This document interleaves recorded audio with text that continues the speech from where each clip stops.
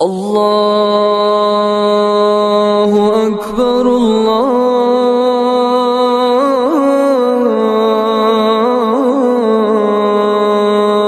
اکبر۔ السلام علیکم ورحمۃ اللہ وبرکاتہ۔ جمعہ 24 صفر سن 1443 مطابق 1 اکتوبر سن 2021 کے خطبے کا اردو میں خلاصہ پیش خدمت ہے۔ خطبے کا موضوع صداقت اور سچائی دین و دنیا کی سعادت مندی اور کامیابی کا ذریعہ ہے۔ رفیقان ملت اسلامیہ، میرے عزیز دوستو، اسلام میں صداقت اور سچائی کی بڑی فضیلت و اہمیت ہے۔ چنانچہ نبی اصدق القائلین صلی اللہ علیہ وسلم نے راست گوئی کا حکم دیتے ہوئے ارشاد فرمایا: علیکم بالصدق فإن الصدق یہدی الی البر وإن البر یہدی الی الجنہ وما يزال الرجل يصدق ويتحرى الصدق حتى يكتب عند اللہ صدیقا۔ صداقت اور سچائی اختیار کرو، کیونکہ سچائی نیکی کی رہنمائی کرتی ہے اور نیکی یقیناً جنت کی طرف لے جاتی ہے۔ انسان سچ بولتا رہتا ہے اور برابر سچ کی تلاش میں رہتا ہے، حتیٰ کہ وہ اللہ تعالیٰ کے نزدیک سچا اور صدیق لکھ دیا جاتا ہے۔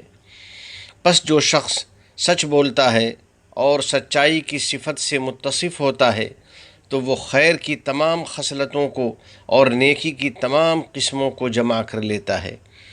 واضح ہو کہ صداقت یہ ہے کہ نیکی کے امور میں آدمی کا قول اس کے فعل کے مطابق ہو اور اس کا ظاہر و باطن یکساں ہو۔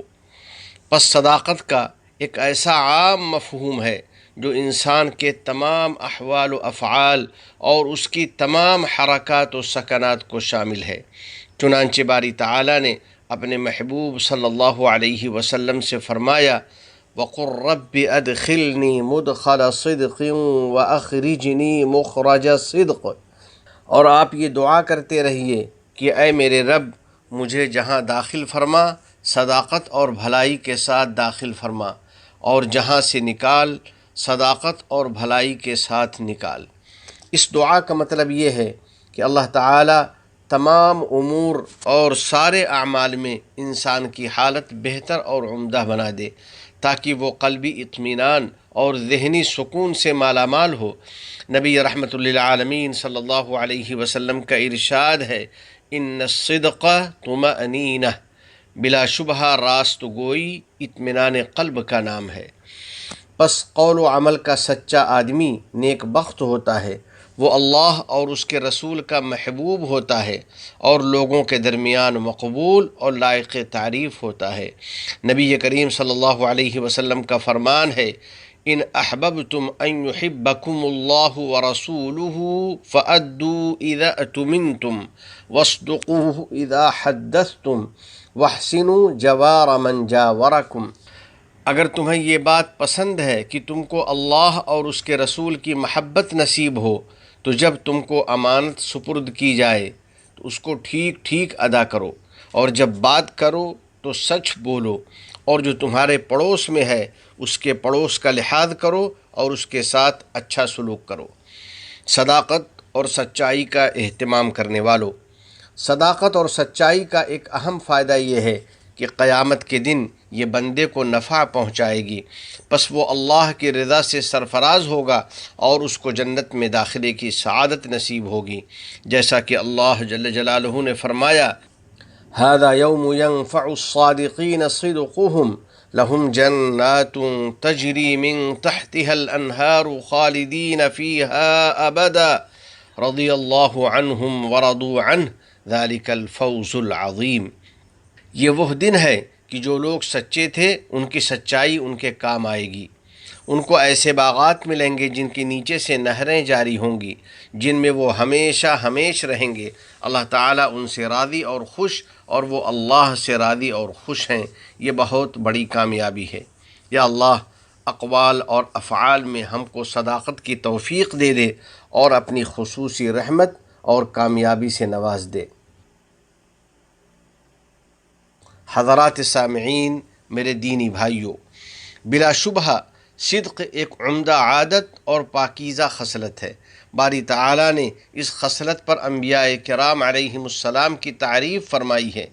چنانچہ ارشاد ہے، وَاذْكُرْ فِي الْكِتَابِ إِسْمَاعِيلَ إِنَّهُ كَانَ صَادِقَ الْوَعْدِ وَكَانَ رَسُولًا نَبِيًّا، اور اس کتاب میں اسماعیل کا بھی ذکر کیجئے، بے شک وہ وعدہ کے بڑے ہی سچے تھے اور رسول اور نبی تھے۔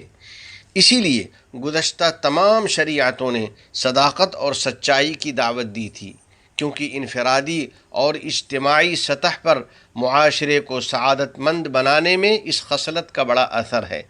پس بندے کو اطاعت و عبادت کے ذریعے اللہ تعالیٰ کے ساتھ اور سنتوں پر عمل اور اقتداء کے ذریعے نبی رحمت للعالمین صلی اللہ علیہ وسلم کے ساتھ صداقت کا مظاہرہ کرنا چاہیے۔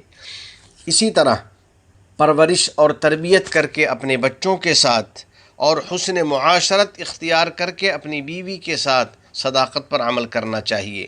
ایسے ہی معلم کو اپنے طلباء کی عمدہ تعلیم و تربیت کر کے اور موظف اور ملازم کو اپنی ڈیوٹی کو بہترین طریقے سے انجام دے کر صداقت اختیار کرنی چاہیے۔ اسی طرح مسئول اور ذمہ دار کو کام کے مقام اور ماحول میں صدق و سچائی کی خصلت کو پختہ کرنا چاہیے، تاکہ صداقت ہماری زندگی کی ایک مضبوط پہچان اور ہماری سعادت بن جائے۔ پھر اسی نہج اور خصلت پر ہمیں اپنے بچوں اور بچیوں کی تربیت کرنی چاہیے، تاکہ ان کے ذریعے معاشرے کو کامیابی اور ترقی حاصل ہو اور ان کو دنیا اور آخرت کی بھلائی اور سعادت مندی نصیب ہو۔ آخر میں بارگاہ رب العزت میں دعا ہے کہ الہ العالمین تمام گناہوں اور ہر قسم کی خرافات سے ہم کو بچا لے، ہماری اولاد کو ہماری آنکھوں کی ٹھنڈک بنا، ہم پر باران رحمت نازل فرما، ہمارے والدین، عزیز و اقارب اور پوری امت مسلمہ کو مغفرت فرما۔ وفقنی اللہ و ایاکم لصالح الاعمال، وصلی اللہ علی سیدنا و نبینا محمد وعلی آلہ وصحبہ اجمعین وعلی من تبعہم بإحسان الی یوم الدین۔ والسلام علیکم ورحمۃ اللہ وبرکاتہ۔